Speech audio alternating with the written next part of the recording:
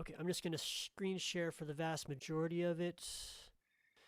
Some of you may actually want to pay attention to uh, the nuts and bolts of the back end. That's why I'm going to share the logic.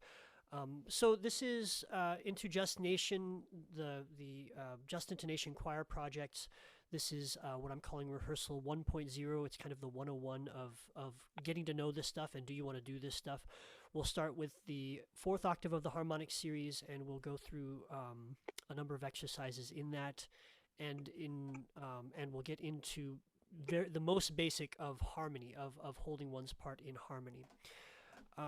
So fairly brief overview of what this means. The short version is that the music you listen to on the radio is out of tune, slightly out of tune, and sometimes drastically out of tune depending on how far you get in. And this project is a step away from that to retune our music. And we've been doing mostly out of tune music for about 500 years as a culture, um, and they're that's fine, and it's good stuff. It's beautiful stuff. I teach and listen to equal tempered music, and but the problem is it is slightly out of tune, and you can't express certain harmonies. Once you get past the major and the minor chord, there's a bunch of very rich, beautiful consonant harmonies that cannot be expressed because they are not in the scale. And so this choir, this project, is a robust challenge to that. And let's go do it. We're going to sing and we're going to embody these harmonies. There's lots of data about this. This is not, this part of this conversation is not a question. This is fact. This is reality. And if you take 10 minutes and search this stuff, everybody will agree with that.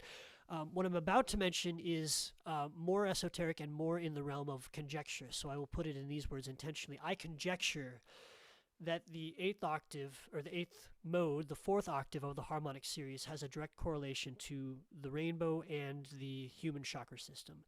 And I would encourage people to, even if you don't believe that, consider that it's possible, and that this, for me at least, is an exploration into the possibility of whether or not that is true. I have believed that for a long time, and it has served me well to do so, and I will speak like that is true, but I'm not trying to force it on you. I just want you to know that that's where I'm coming from, and that's why the charts are color coded the way they are, and why when we do some visualizations, we will talk about things like the chakra system, or its close cousin in Judaism is the tree of life. Most of the esoteric systems have some version of human energetics, and this project is intending to wrestle with these concepts. Okay, so the project starts with the fourth octave of the harmonic series. Feel free to take some time and search that when you have time. And this is going to be recorded. Most of you will be watching this recorded, so feel free to pause it right now and search harmonic series if you want to get an understanding of what that means. But for the purposes of what we're doing here, it is the nature's scale. This is the scale of nature. And the harmonics 8, 9, 10, 11, 12, 13, 14, 15, and 16, for the purposes of this project, correlate directly to the colors of the rainbow, Roy G. Biv, with the eighth color of the rainbow being the color white or gold.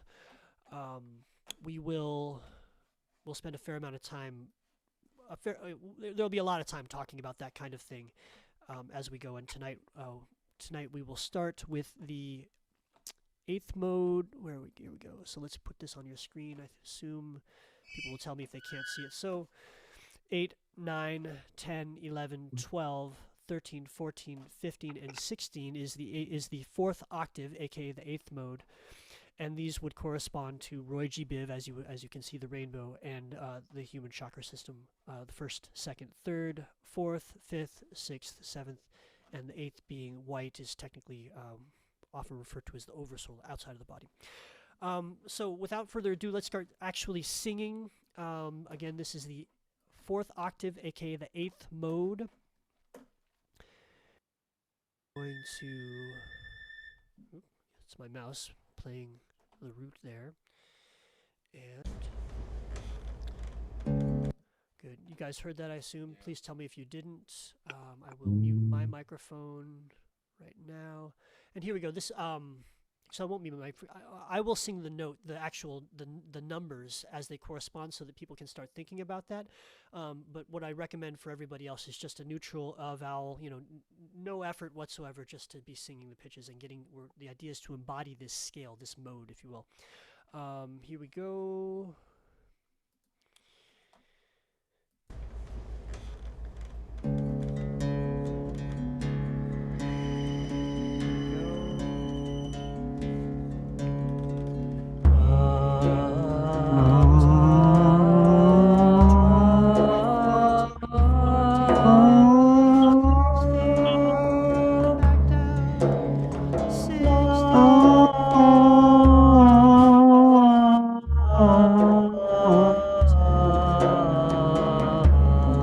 Those of you in the audience, can you mute your microphones? Because the way the signal comes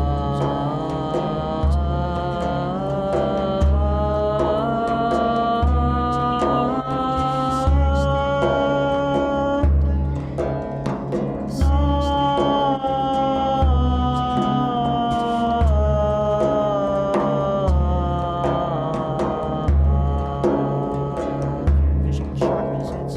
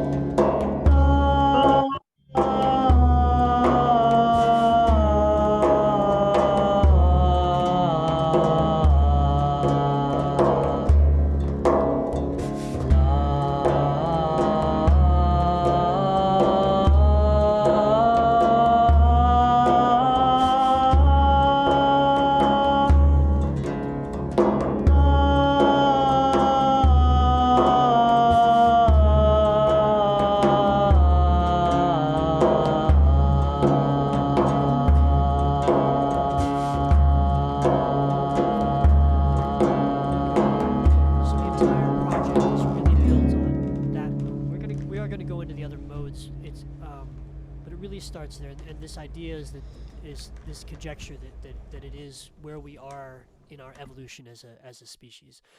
FYI, Oceania, I muted you because the latency causes problems. If you need to speak, make sure you unmute. Or if you want to ask a question or something, you're always welcome to unmute. That goes for everybody else. Well, I think everybody was already muted. Okay, so that is the fourth octave of the harmonic series and the eighth mode of the harmonic series.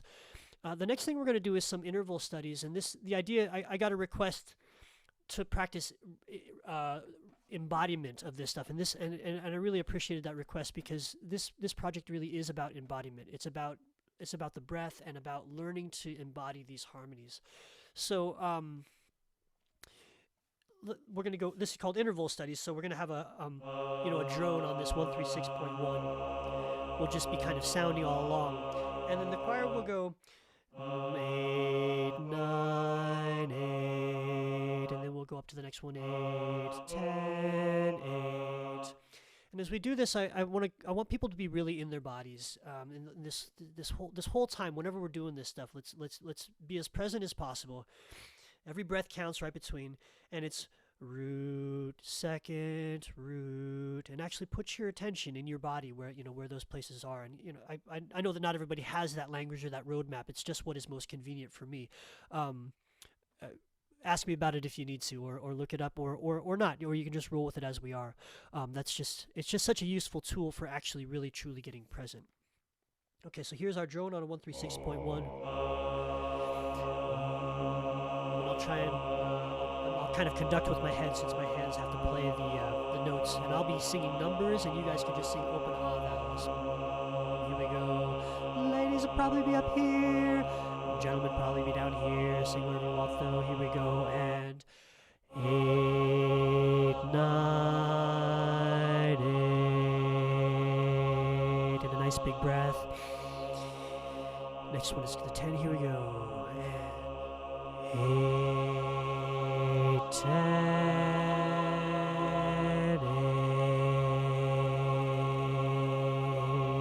Good. We're going to go to the 11 next. Here we go.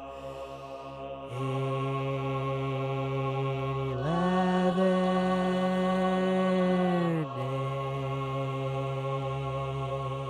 Next one's to the 12. Here we go. 12. Next is the 13. Big breath together. 13. Breathe together. 14.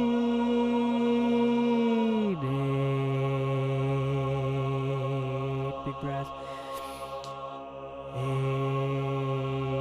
15.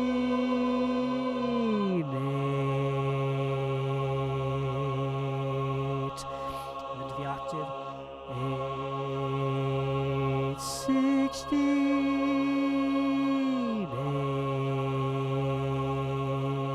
And we're going to go back down. Here we go to the 16 again.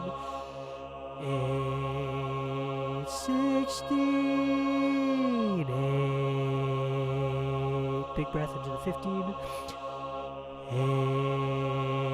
15. Big breath.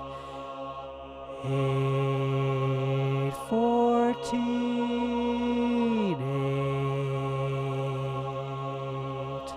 Next is the 13. 16.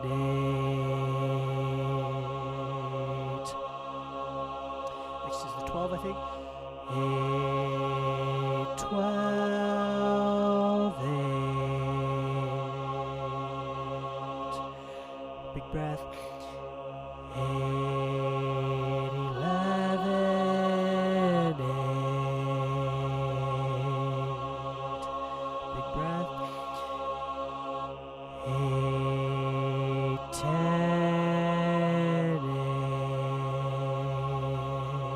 Big breath. 8, 9,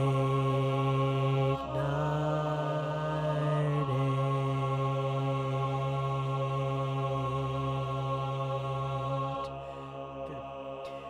Okay, so I want to go back and we're gonna go straight back to the scale again. I really want to pound the scale in because again, it's the foundation of the whole thing, and for some of us this is a lot of repetition, but the truth is you can't do this scale too many times. So we're going to go over the scale again. I'm going to try and remind myself to do just the scale between every piece of this particular rehearsal, so that everybody who goes through this once gets many reps through this scale, and it'll also help a lot for people who are doing this for the first time. By the time we actually get to some exercises, you'll have sung this scale a number of times.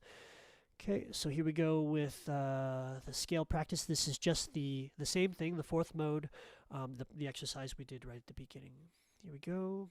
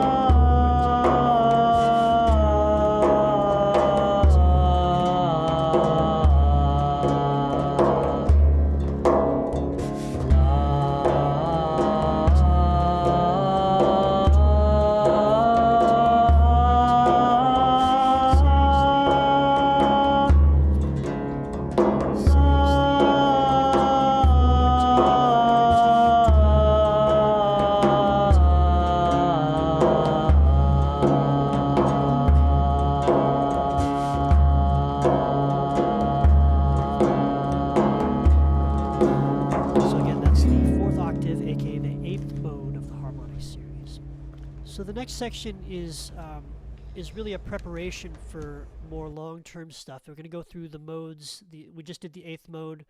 We're going to do the 7th, 6th, and then 5th modes, and as we go down, we get closer and closer to the music you're used to. And so I intentionally started at a place where there are some very significant differences from equal tempered music. There are two notes that are almost exactly a quarter step. Well, one is almost exactly a quarter step off, and so you'd literally never hear anything close to it other than in blues, and the other is something like 37 cents off. So it's really profoundly different from the stuff you hear. As we go down, the things actually get closer and closer to the things we're used to.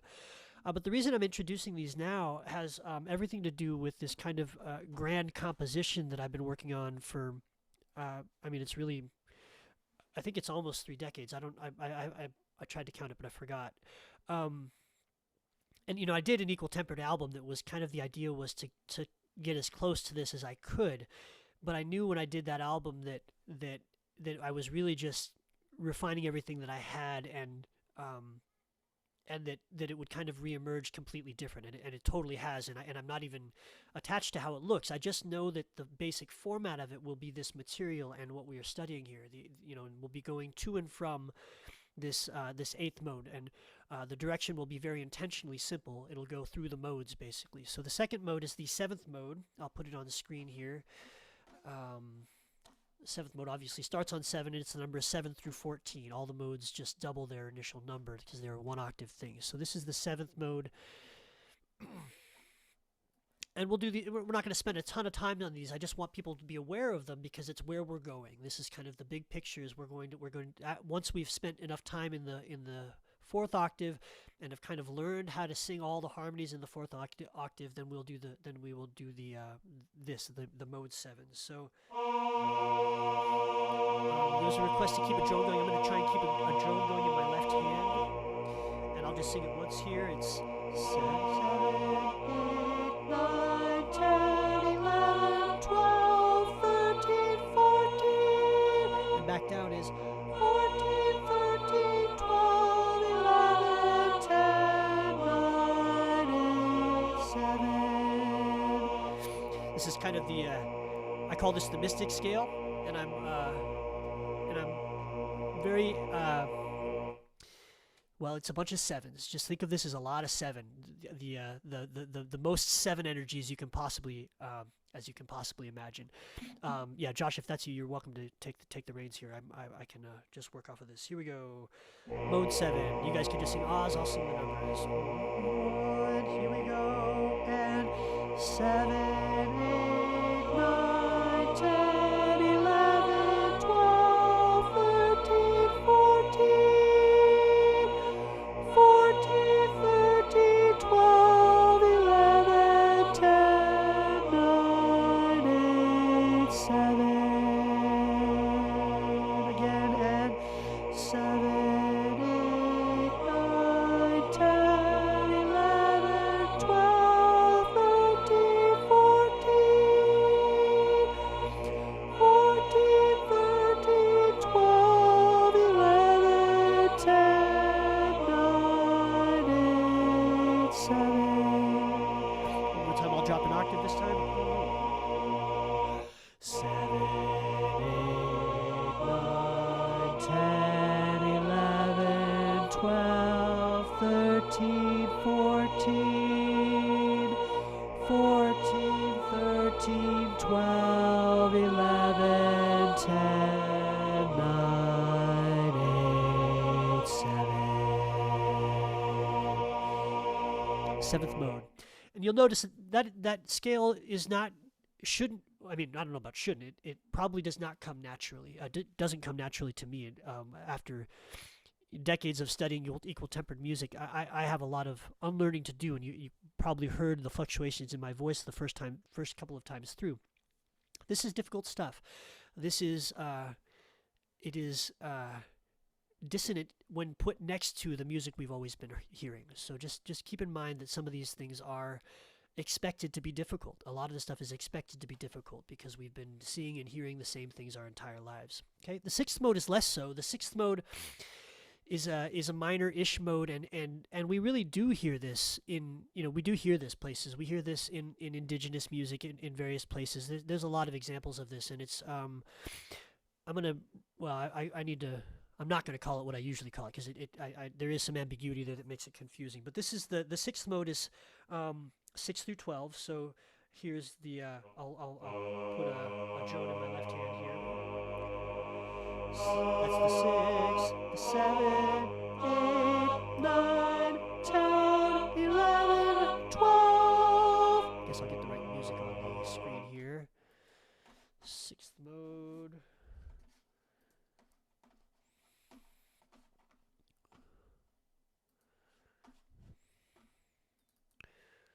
Here we go.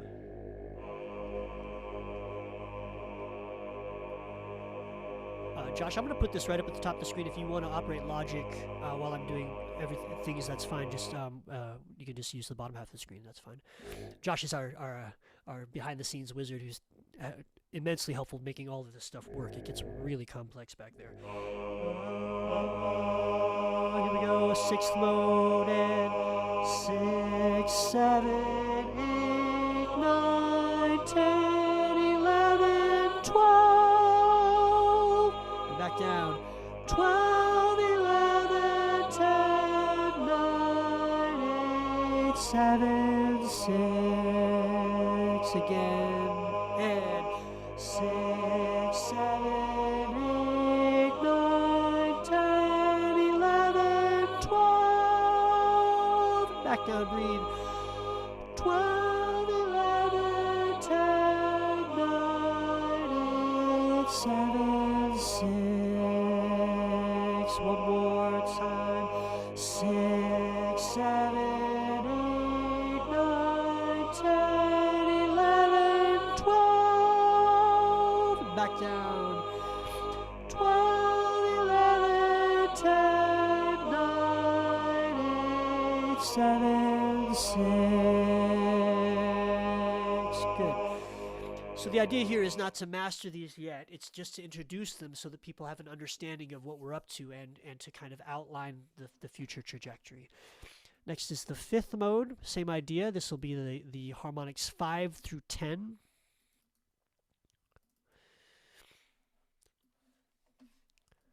Okay, that is way too small. I'll fix that in the future. Like all the things, I will fix them in the future. Okay, so here's a low drone on the... Thank you. Just love it when my screen just does. I'm not doing that. That's Josh is taking care of business in the back there. It's great. So this is 5, 6, 7, 8, 9, 10, 9, 8, 7, 6, 5. So this is what I call the true pentatonic. It is the nature's pentatonic scale, 5-note scale. Here we go, starting on the 10, on the 5, and 5, 6, 7, 8, 9, 10, 9, 8, 7, 6, 5. Again, breathe. 5, 6, 7, 8, 9, 10, 9, 8, 7, 6, 5. Again, breathe. 10, 5, 6, 7, 8, 9, 10, 9, 8, 7, 6, 5. Again, breathe. 5, 6, 7, 8, 9, 10, 9, 8, 7, 6, 5. Good. So that's the fifth mode, the true pentatonic. We won't spend a lot of time on the other modes. They get closer and closer to things you have heard all the time, like you'll hear barbershots. The fourth mode is... and you'll hear...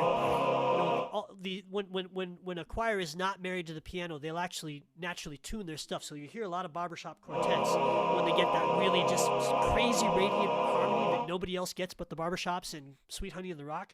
It's because they're tuning. They're not playing a dominant or a major seventh. They're actually playing a lot of times, or they're singing a pure seventh, which is I didn't know that. I love barbershop.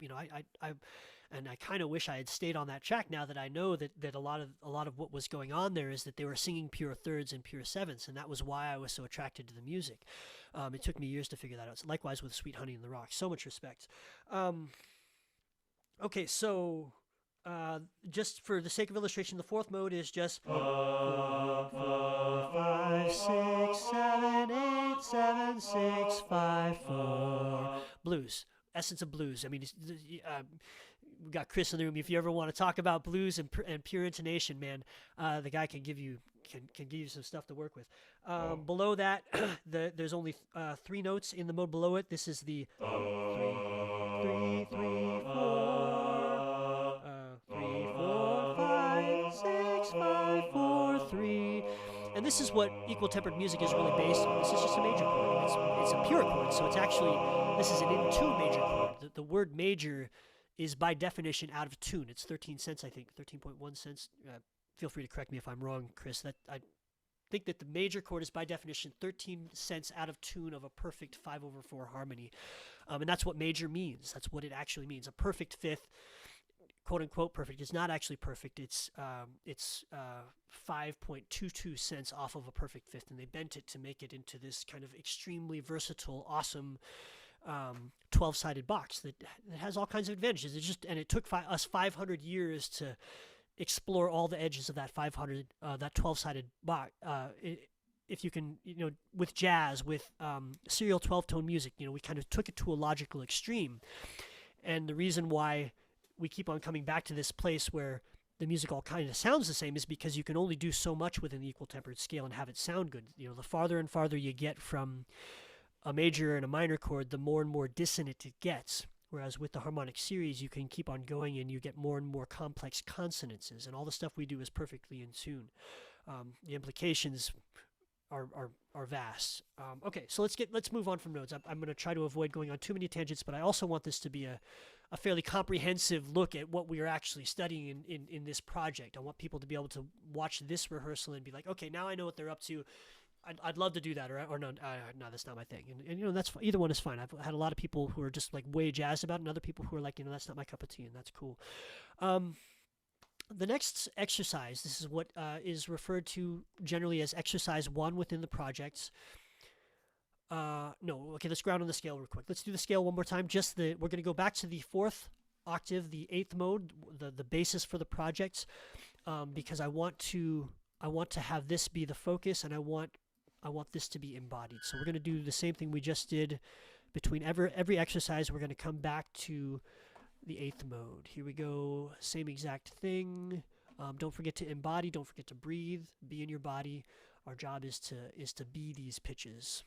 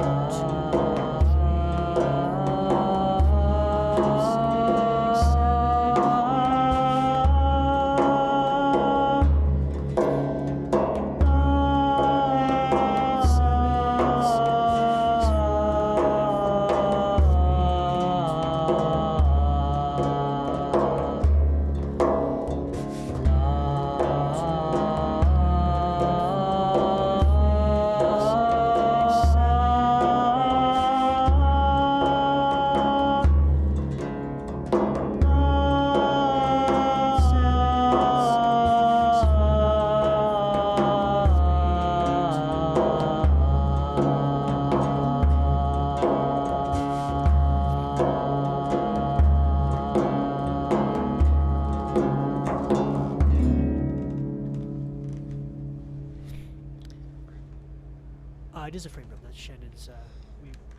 She retuned it to the 136.1, and an open tune guitar on a pure 9 chord, open pure 9 code.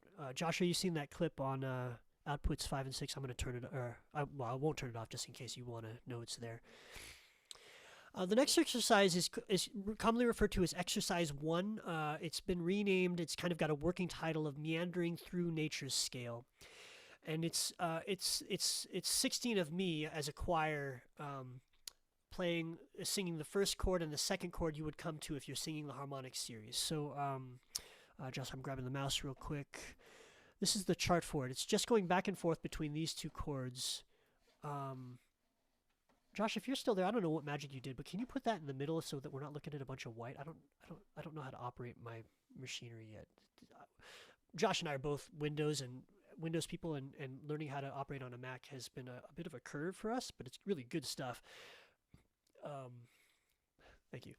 And right there is fine. It's not a big deal. If you got other things you're thinking about, it's not a big deal. Anyway, so if you can see here on your left the that's the wrong one. I'm gonna close this real quick, Josh. I got the wrong chart up. That's the simplified version that we do live fairly often. What we need is the one that's got the 15 and the 16. Oop. Okay. I guess I don't have that here. I'm gonna go after it. I want to show the actual correct chart here. It's gonna take a second.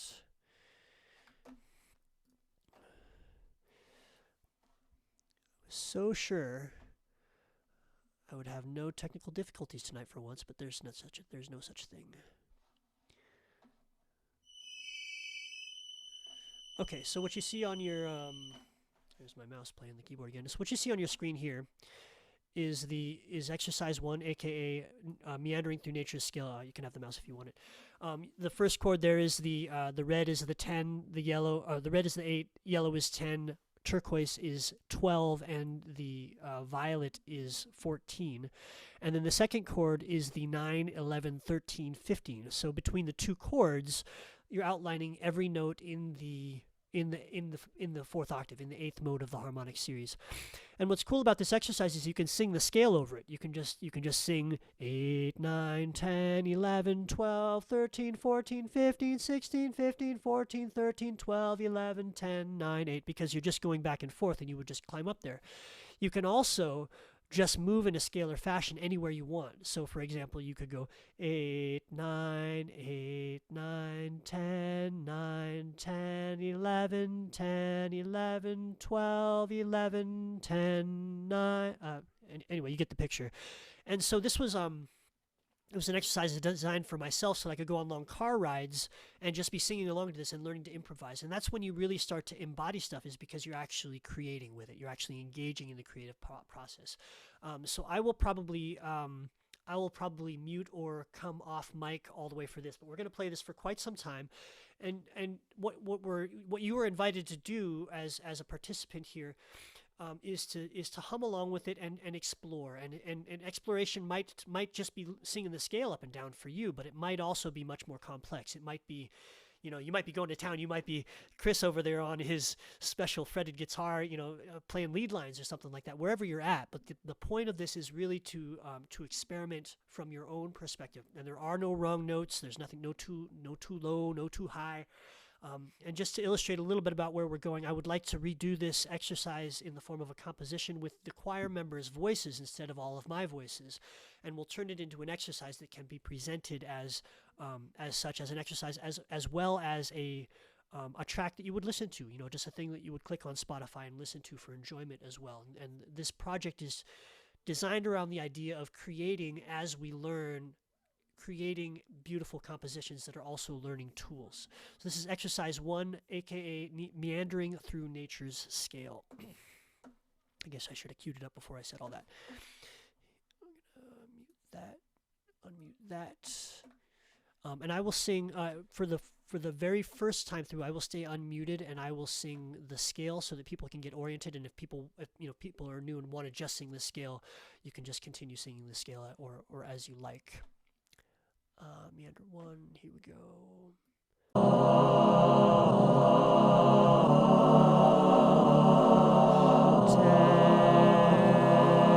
11, 12.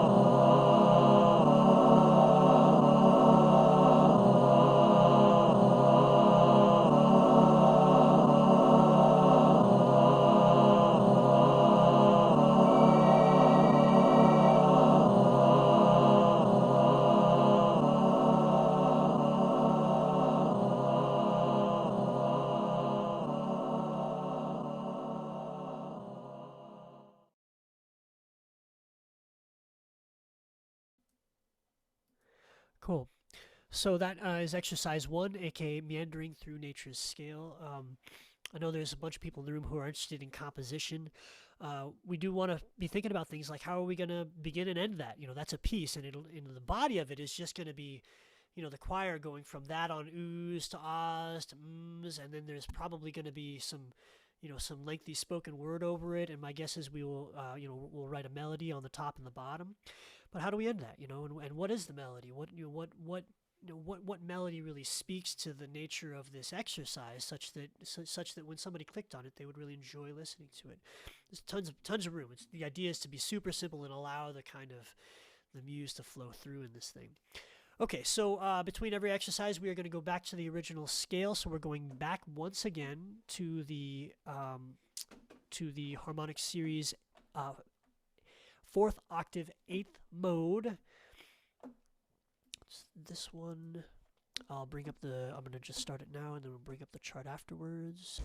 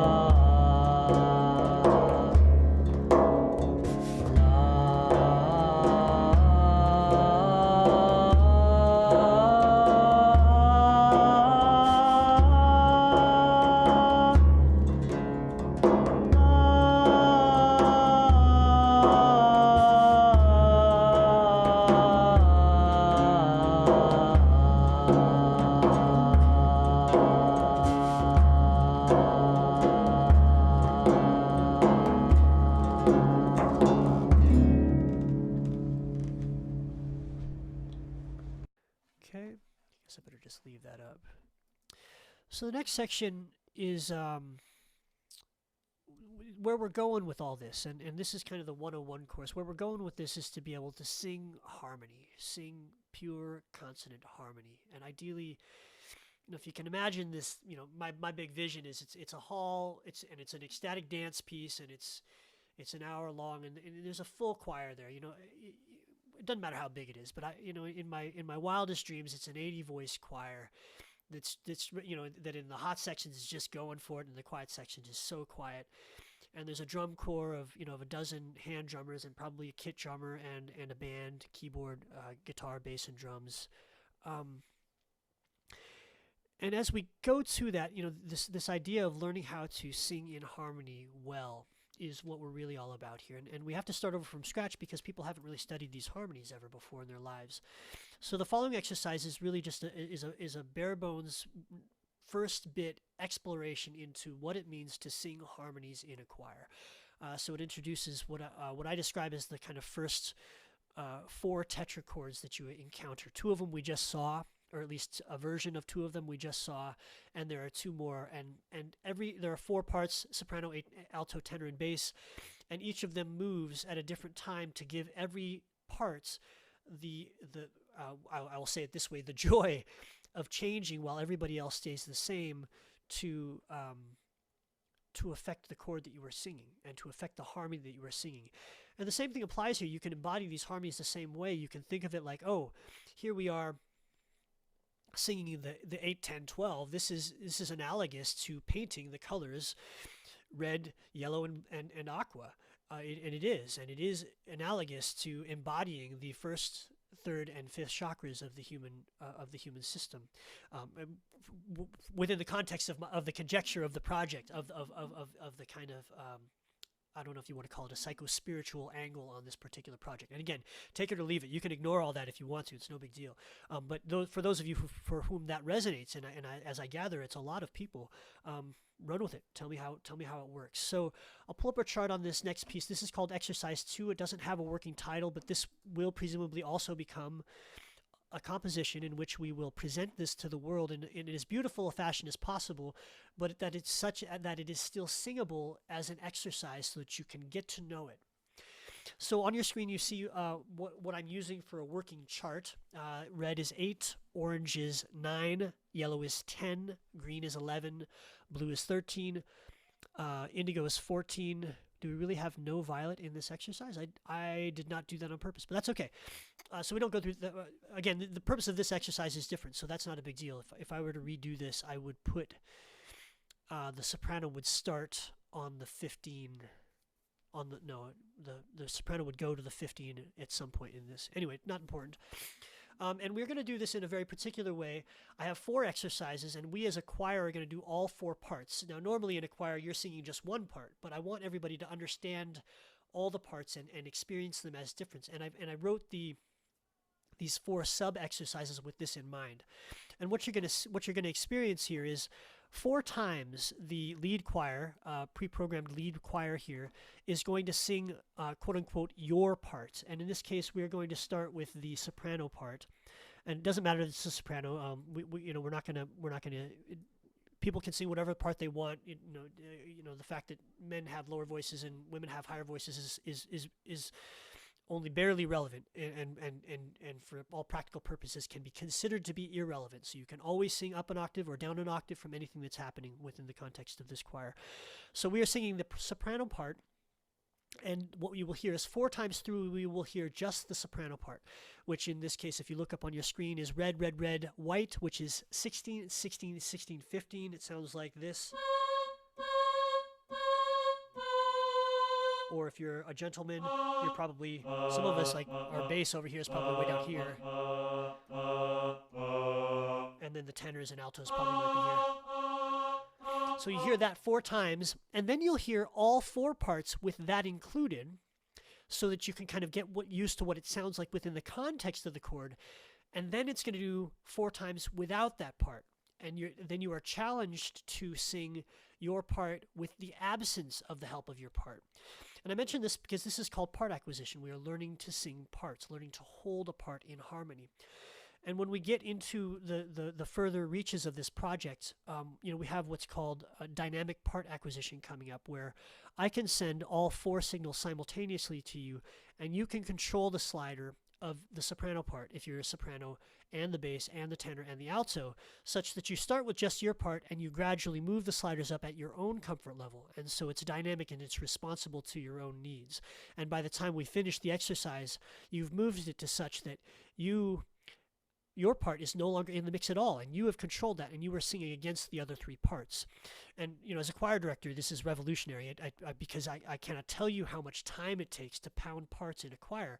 And while you're pounding parts in a choir, you're trying to teach your alto section their part, and you're telling your tenor section, please plug your ears, because you're pulling them off of their part while you're teaching the altos their parts. Well, those days are gone, because now we can send all 4 parts simultaneously just to who wants them, and they can take as much of each part as they want as they learn how to do it, and maximum efficiency. It's really exciting stuff. But right now we are where we are, and we are in a Zoom recording with stereo tracks, so we're doing it this way, and this is kind of a step towards that. So format, again, this is specifically the soprano part, but we're all going to sing the soprano part. 4 times you'll hear your own part, then 4 times you'll hear your part with the choir, then 4 times you'll hear your part. You'll hear the rest of the choir without your part, and you're trying to sing your part against it. Then you'll hear the whole choir again as a reminder. Then we'll do the last bit will be without the choir again. without your part. So without further ado, here we go with, this is exercise 2, soprano part. I will mute us for this part of the exercise.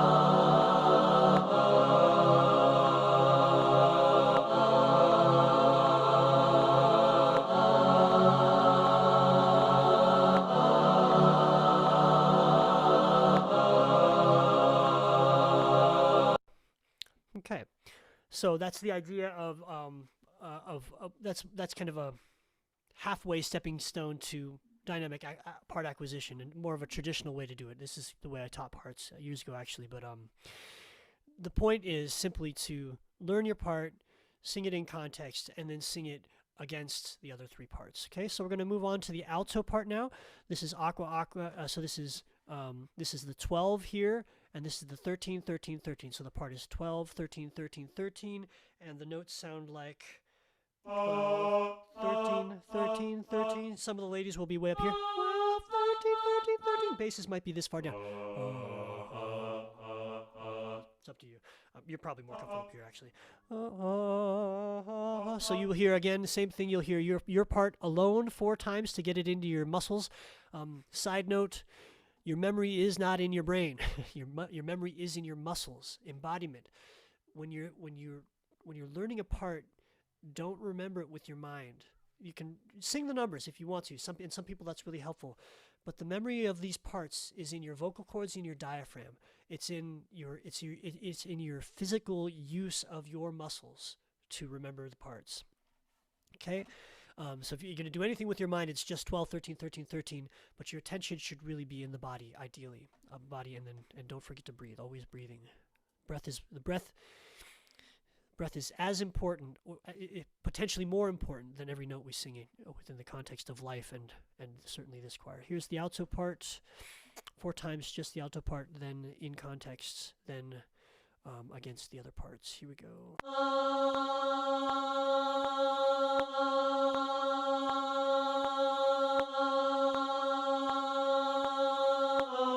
That's the soprano part again. So we should be starting here. Here we go from the top.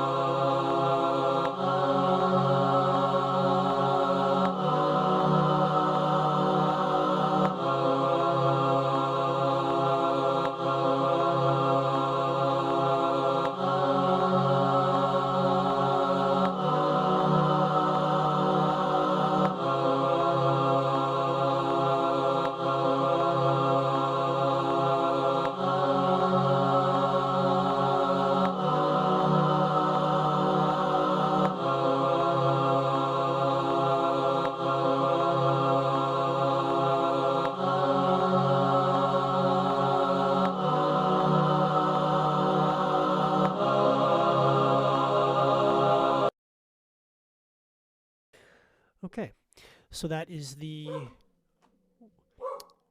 Hi, sweetie. Okay. Okay, so we're on to the tenor part now. The tenor part is yellow, yellow, green, green, 10, 10, 11, 11. Let's get that queued up.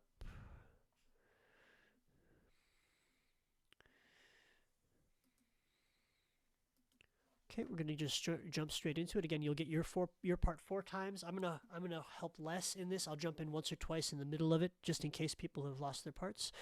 Here we go. Keep in mind all that stuff, breath, embodiment. If you were thinking in chakras, this would be third chakra, fourth chakra, like right in the heart of the human experience. You're going from, that kind of willpower to heart. Here we go.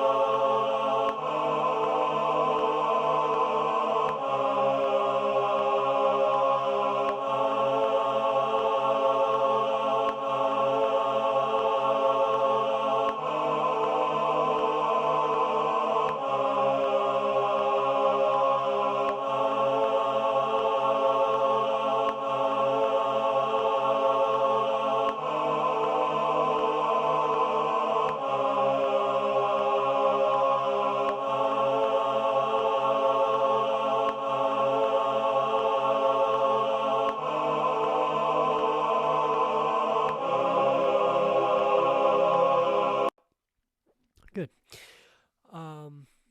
quick side note here. One of the things that really drove me to get serious about this project, and this is decades ago and life quest level stuff, is that when I imagined this idea that art and culture reflect one another, and I'm like, well, okay, culture's, I mean, it's fucked. Like it's all out of tune. Humans we're out of tune with nature. We clearly are. And then I'm like, well, and our music is out of tune. That can't be a coincidence. And I look around and I see boxes and triangles, which 12-sided box is just 3s and 4s, triangles and boxes, triangles and boxes. And the whole fucking world is triangles and boxes. And when I found out that this green, this 11, the tone that is associated with the heart in this particular set of theories, in this conjecture, was almost exactly a quarter step out of tune. It's as far as away as you can get to its nearest neighbors in the scale that we have heard our entire lives. It's 48.2 cents away, which is 50 cents is exactly a quarter step. You can't hear it. It's not in the scale. And if it's true that it's associated with the heart, well, of course we're missing something, because we're so out of tune that we can't play the resonant frequency of the heart. So I really want to know if I'm right about that, and I think that other people do too. So when we're singing this green one, I want people to really pay attention to that is not accessible in the scale, and it's very, very significant if that's true, that is the resonant frequency of our hearts, so the resonant ratio of our hearts. It's not about a frequency. It's about the relationship between frequencies. It's about this energetic being in harmony with your root, with your entire system, with your entire spinal cord. I know this is pretty esoteric stuff, but this is why I'm doing this, is because it matters, and I think this stuff will come to play a role in the coming age, if you will. We'll see how it goes. Last but not least, the bass part is 8-8-8-9. So if you're thinking in chakras, it's root 2. So this is all your stability and fundamental sitting stillness in survival, in quality thriving survival mode, to your creative and sexuality center. So it's 8-8-8-9 in chakra language. It would be first, second. Again, I want to stress that you don't have to believe that. You don't have to accept that. You can just ignore that as far as the purposes of this project are concerned. All of this stuff is a theory in progress, if you will.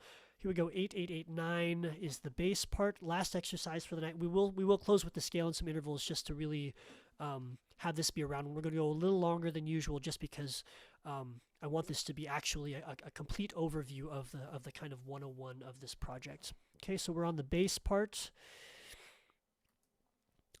Same format. You'll hear your part 4 times, and then you'll hear everybody's part, and then you'll hear everything but the bass parts. Okay, here we go.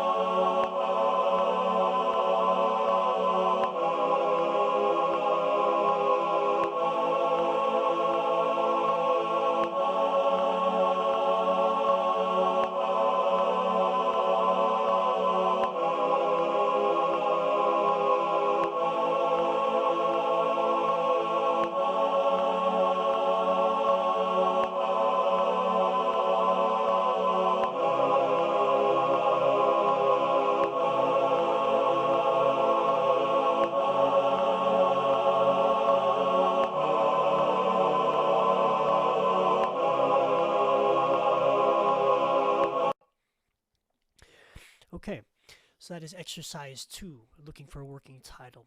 And I just want to remind people, this is recorded, so you can pause, you can go back, you can stop, you can look stuff up. It's remarkable what you can do with a recording. There are also everything in here, everything we've done, we have a single take recording of, and we're going to improve them and make them all better and nice and fancy and shiny. And you have access to these things, so feel free to take advantage of that. If you enjoyed that bass part just now or needed to learn it, wanted to spend more time, just rewind and go back. Time, space no longer exists for the purposes of learning material. We're going to go back and we're going to finish up. We'll do the scale one more time because I want to really drive that home, and then we're going to finish with that original intervals exercise because I really want to drive home that the mission here is embodiment, and we're going to we'll close with that. But first, let's go back to our fundamental mode 8, 4th octave scale.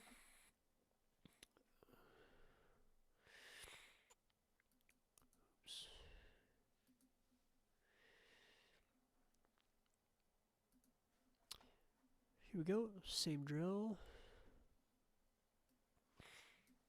From the top.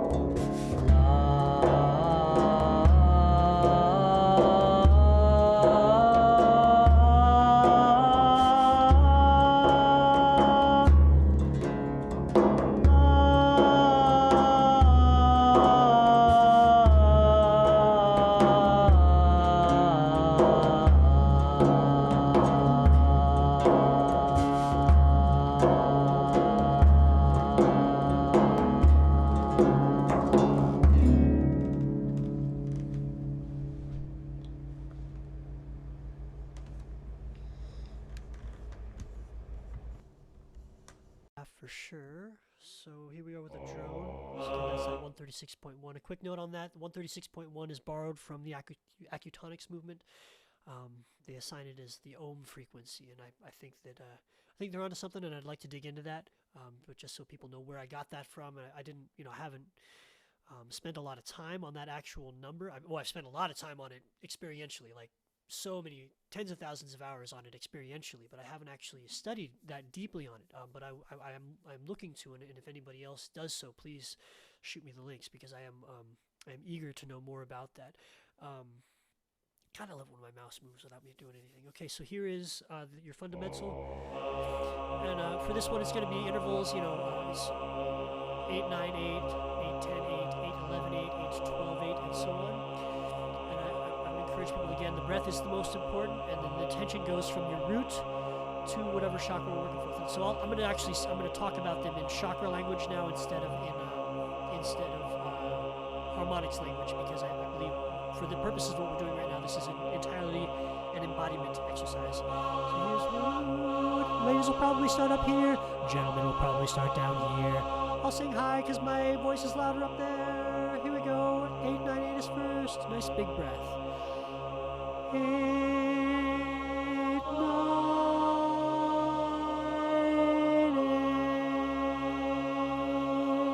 8. Big breath and the same thing again. Breath. 8, 9.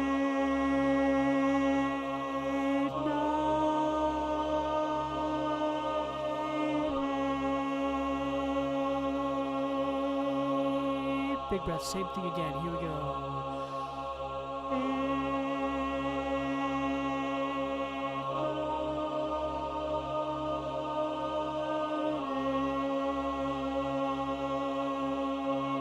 Big breath to 8, 10, 8. Sorry, this is first to third to first. Here we go. Roots, third to roots. Breath.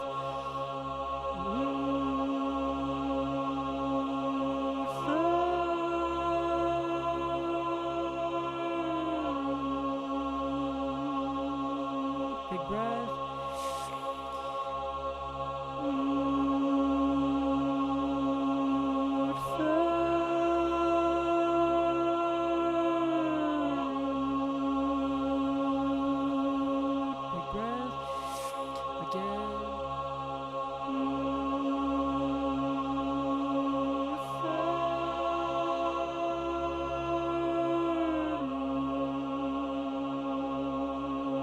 Big breath, root to fourth. Here we go.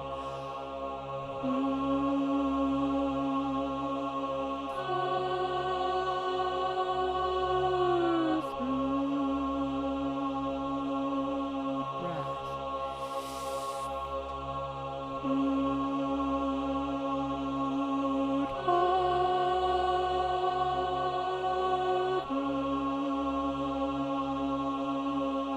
Breath.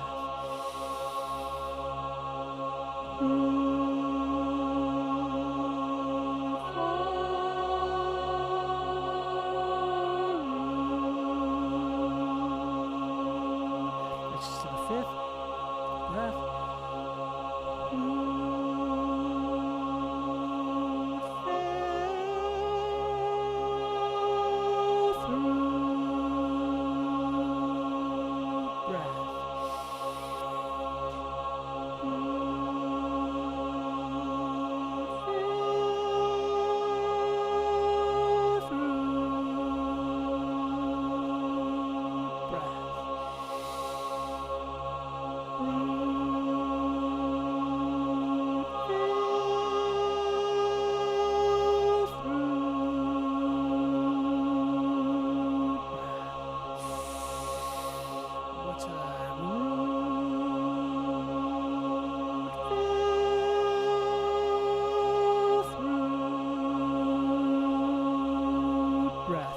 Sixth. Here we go.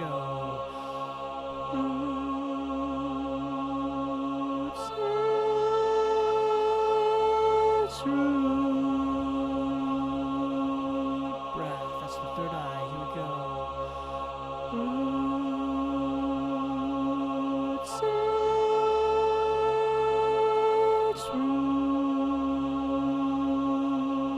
Breath.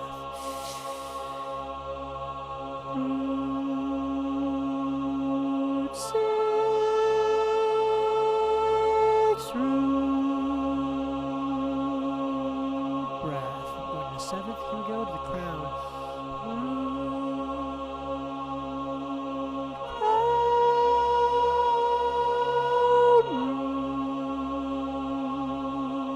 Breath.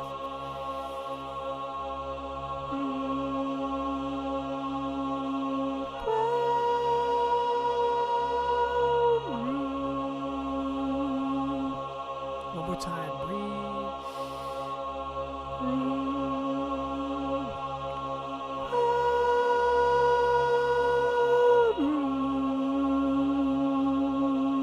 One is actually outside of your body, above your head. 8th chakra, here we go.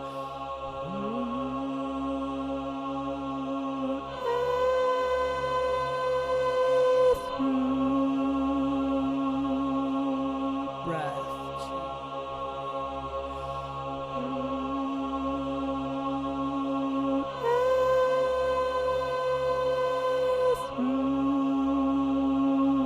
One more big breath.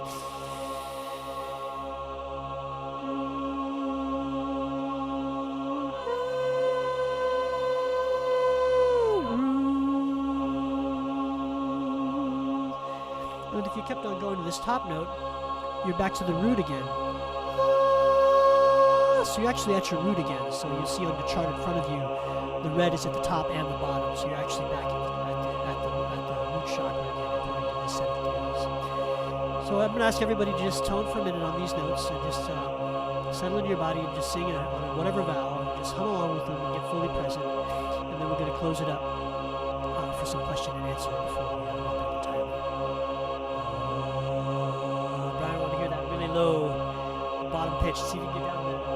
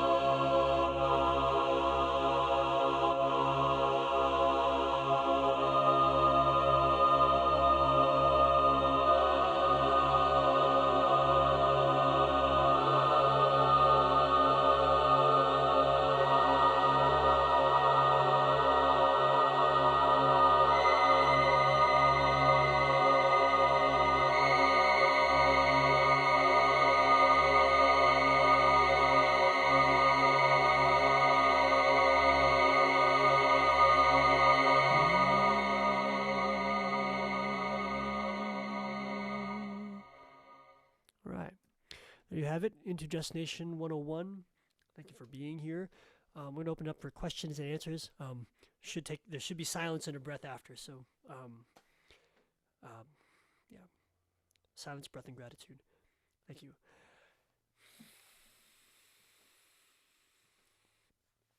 So this is the part for questions. Go ahead and unmute yourselves if you want to. You don't have to. I've talked a lot, and I would love to have some feedback, of course, as always. And people have questions, now's the time.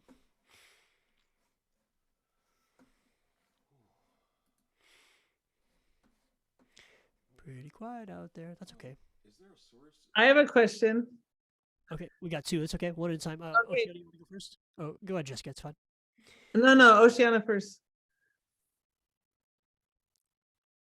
I'm first. Oh, was that you? I thought it came. Yeah. Okay, go ahead. Okay. Well, okay. I was wondering if there's like, if you are aware of a source of information for the more esoteric interpretation of this that we could kind of peruse, or maybe if there's like some videos about it or something. Yeah, it's really, it's stuff I believe and kind of intuitively came up with a lot of it. So I've never seen anybody else say. Oh. Literally, no, I've never seen anybody say that the eighth mode, that the fourth octave of the harmonic series is related to the human chakra system.